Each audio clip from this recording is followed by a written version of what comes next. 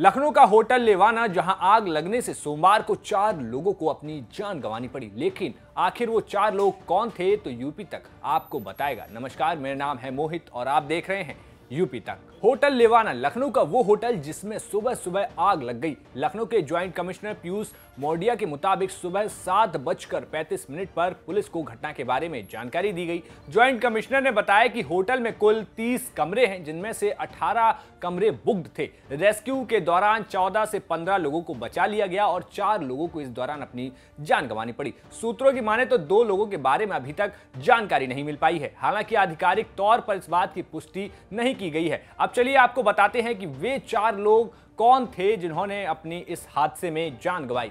मृतक में पहला नाम है गुरनूर आनंद का। गुरनूर लखनऊ के नाका थाना इलाके के गणेशगंज के रहने वाले थे और अमीनाबाद में कपड़ों का व्यापार करते थे। साथ ही गुरनूर ने हाल ही में इवेंट मैनेजमेंट में भी काम शुरू किया था। गुरनूर के पिता अमीनाबाद मार्केट के कपड़ा व्यापारी संघ के नेता रह चुके हैं और कुछ साल पहले उनका देहांत हो चुका है। पिता के बाद गुरनूर के कंधों पर ही बिजनेस की सारी जिम्मेदारी थी।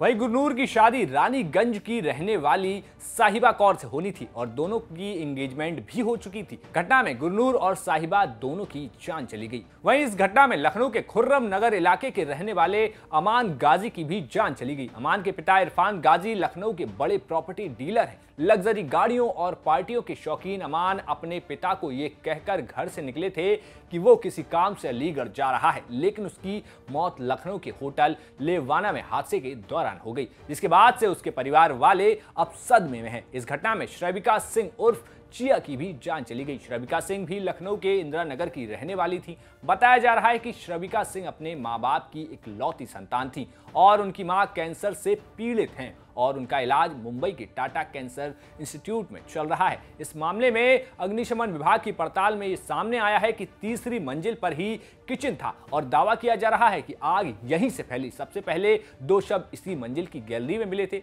बाकी शव तीसरी मंजिल के कमरे से निकाले गए। जानकारी के मुताबिक धुआं भर जाने की वजह से कई लोग बेहोश हो गए। दमकल की 24 गाड़ियां आग बुझाने के लिए लगाई गई थी। एम्बुलेंस से 8 लोगों को सिविल अस्पताल में भर्ती कराया गया। सीएम योगी आदित्यनाथ सिविल अस्पताल में घायलों से मिलने भी पहुंचे। घायलों से बात करने के बाद उन्होंने लखनऊ के पुलिस कमिश्नर को जांच कराने के लिए आदेश दिए हैं। ये खबर भेजी थी लखनऊ से हमारे सहयोगी संतोष कुमार ने। अब यूपी की हर एक खबर को जानने के लिए देखते रहिए यूपी तक। शुक्रिया।